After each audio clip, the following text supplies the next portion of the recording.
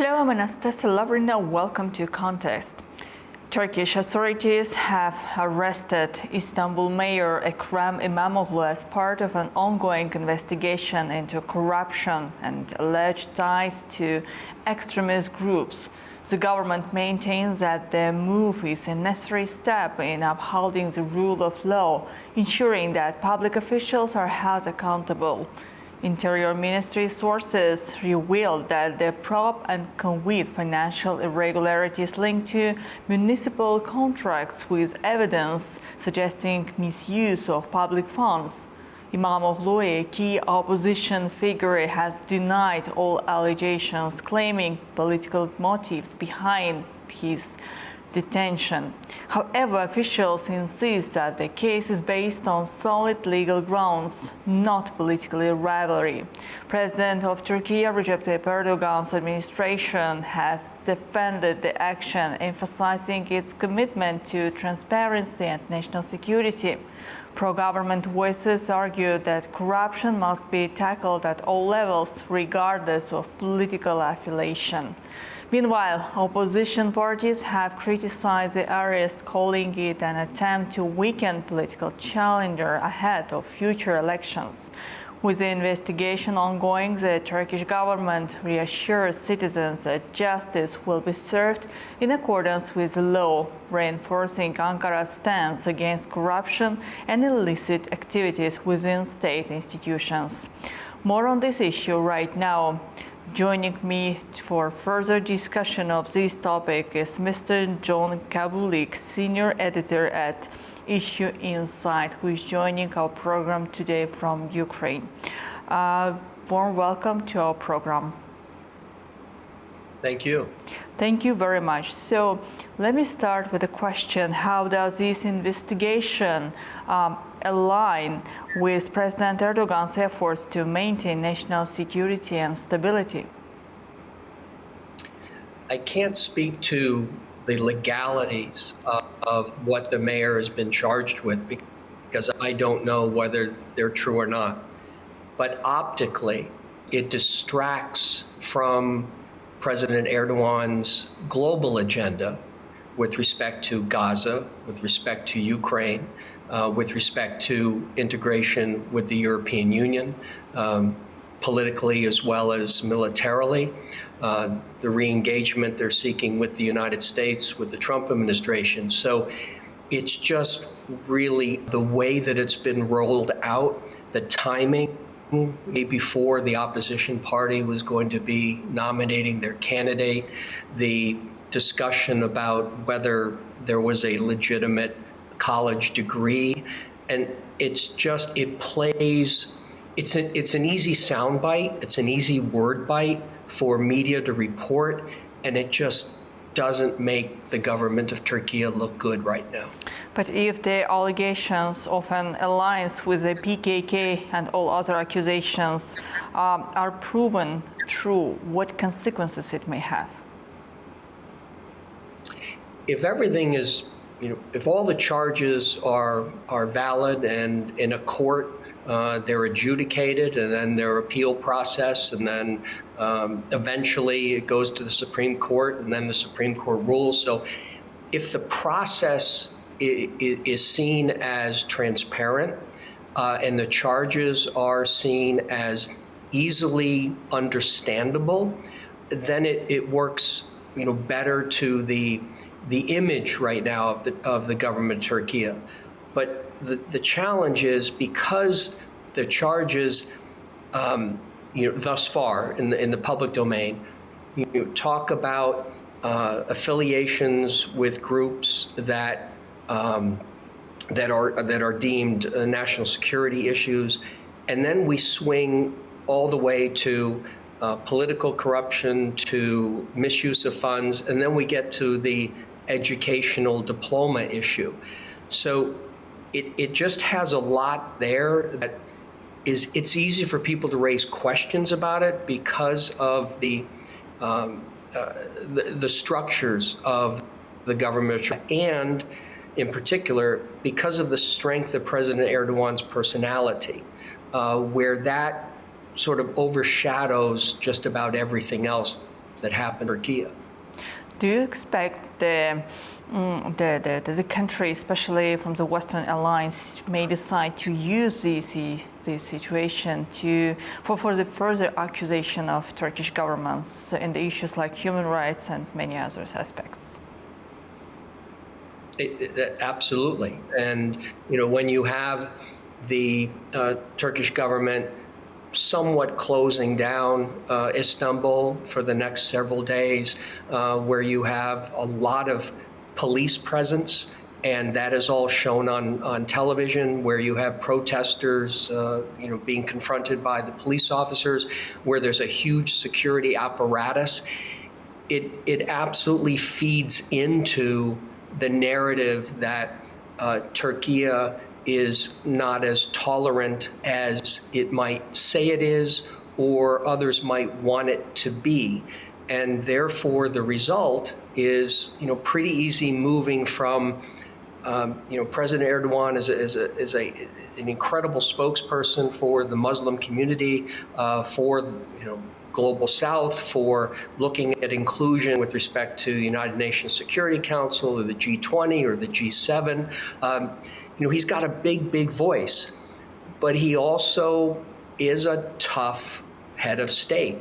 And so you put all that together, and how it plays on television, how it's in newspapers and on the radio and it doesn't look good, it doesn't sound good, the timing isn't good. So hopefully the government will quickly get everything out there that it can get out there, so that people can sort of step back for a moment, take a breath, and see what the charges actually are.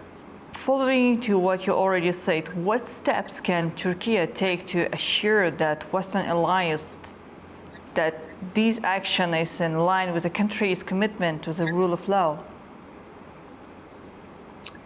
This is where the challenge is for those of us on the outside looking inside. I'm not Turkish, I'm Czechoslovakian. I'm in Turkey quite a bit, and I feel that I have, a pulse, but I'm not Turkish. So from the side, it's very easy to look at the Turkish government structure, to look at the strength of President Erdogan. He is a strong head of state. There is an executive presidency, and he projects that image, and that's why Turkey, has the reputation it does, whether it's commercially, economically, financially. He's involved with global affairs. So there is that. It's easy to look at the response of the Turkish government during the last 24 hours and say, whoa, this isn't democratic. This is an authoritarian democracy. This is a police state not allowing protesters and all this. So it's very easy to do that. And unfortunately, that is going to happen, and it somewhat already has. So for the government of Turkey, what's essential is to quickly move away from the security infrastructure that's been created the last 24 hours and plans to end. So try to get things back to normal, but then also explain and have people come out there as much as they can to lay out the charges and lay out the process so people can understand the process. But it's not going to be easy, and unfortunately, this is the worst time for this to happen because of the role that Turkey is playing in so many areas within the world, particularly in conflicts. What about the position of opposition since all of those circumstances happening now in Turkey? Do you expect that these arrests backfire, can actually strengthen the opposition's position? They can, and it's not limited to Turkey. When a government makes decisions and they're very visible and they're passionate for many people, it's absolutely a result that opposition can be strengthened. And last year during the presidential election, the perception was that with the economy as bad as it was, it was going to be easy for the opposition in Turkey to beat President Erdogan. And they came close in the runoff, but in the general election, they didn't. People turned, particularly young people. So this can embolden the opposition, but as we saw a year ago, and then again with some of the provincial elections, the opposition has generally not been capable of going toe-to-toe with President Erdogan's party. Yes, the President Erdogan's party controls a lot of the levers of government, which is natural because they're in charge. But this could get rise to the opposition, but President Erdogan isn't up for re-election for another. Well, he's not up for re-election. I'm sorry. This is his second and last term. So, what we're talking about is who comes next, and 4 years for that. Yes, it's clear that some Western alliances may decide to use this situation against blaming Turkey in the human rights violations and some other issues. But at the same time, should we expect that this case can also be a good note that the corruption can be tackled at all levels, as it was stated by the government in Turkey? That's critical.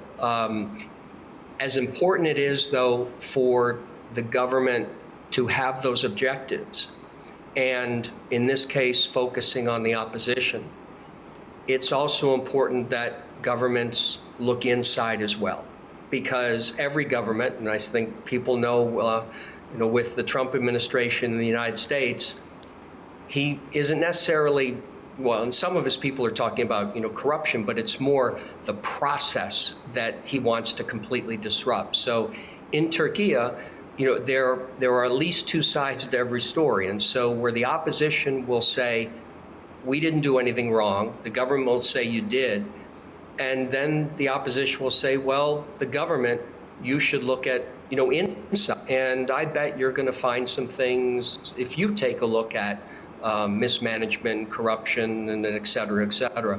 So it's going to be challenging for President Erdogan's administration to optically present that this isn't just going after the opposition candidate or the mayor, who is likely going to be the opposition candidate for the presidency, and that this is truly about the charges that are being brought. It's just optically challenging because President Erdogan has such a presence in Turkey, and it's, for many outside of Turkey, the government, Turkey is Erdogan, Erdogan is Turkey. And with that comes a lot of responsibility, a lot of opportunity, but also it makes the smallest item and the biggest item easily criticizable. And that's what we're seeing, now. And I said, particularly what Erdogan has been doing relating to Israel and Gaza, relating to Ukraine, and the EU, the integration into EU, and then the defense spending integration into EU, the US with President Trump. There's just a lot that it's going to be, the heads of state and heads of government are going to be reacting, but then the politicians within the countries are going to be reacting. And they're going to look for opportunities to get on television and get quoted in newspapers and that. So the more outrageous they are, the more attention they're going to get, which then makes it more trouble for Turkey. Stability of domestic policy is quite important to make sure that the government acts strongly on its foreign policy, especially taking into account the strong position of Turkey in the Middle East, its important position for the future possible negotiations, cooperations with the European Union, especially now when there are a lot of issues like energy, transport links development, as well as cooperation in defense sphere, while the President of the United States of America, Donald Trump, is saying that Europe should rely on itself in the future defense policy. Therefore, don't you think that what we see today in Turkey is actually has an intention to support the stability inside the country? Again, if all of those accusations are proven within the next period of time, within a week, within a month, or probably even tomorrow, then it can be explained as a way to keep the stability within the society. It's a very good point. It is all about speed, but with speed, you don't want to sacrifice legitimacy. So it is important for the government to, as quickly as reasonably possible, lay all of this, have the mayor be able, and his lawyers be able to question everything, so that what's happened the last 24 hours moves from being a moment to being a legal case, and then the somewhat the emotions, but just the political emotions can settle down, because as you pointed out, Turkey right now is playing a pretty vital role in a lot of areas, and in a very, very helpful way, and including Armenia, Azerbaijan, and Georgia, I said Ukraine, Russia, European Union, the Middle East, Gaza, Israel, and he carries himself, President Erdogan. So the faster they can manage this, and when I say that, and this is the unfortunate part, a lot of what the government of Turkey is going to need to do quickly is not necessarily about validity of the charges. It's about the optics. It's about how it looks. And it's not fair, and it does represent sort of a dumbing down of the audience where, well, wait a minute, we don't have the intellectual capacity, or we don't have the ability to focus any longer than a TikTok video of 30 seconds, or Instagram or Facebook. So no one's going to read all the charges. No, they want to see, if there are 100 pages of charges, they want to see it in 8 sentences. So there is an unfairness to the government of Turkey, because it's going to have to manage expectations, and it's going to have to condense a lot of information into ways that most people now assume it, particularly people in Turkey, particularly young people, and also the government officials on the outside, but at the same time trying to maintain the integrity of Turkey's legal system. So it's really going to be a challenge for them during these next days. But I know optically, I'm hoping that what is primarily going on in Istanbul during the next several days in terms of access being limited and a lot of police presence, that all can sort of melt away. Opposition people, what parties in that, they'll do their peaceful demonstrations, whatever, but that it can just sort of begin to melt a little bit, because right now it's very cold, it's very hard, it's very icy. Well, sir, thank you so much for joining our discussion today. Thank you. Thank you. I would like to remind that today with us we had Mr. John Kavulik, senior editor at Issue Insight. Dear viewers, that's all for now. We will continue to bring you the latest updates on this developing story. My name is Anastasiya Lavrina. Stay informed, stay aware.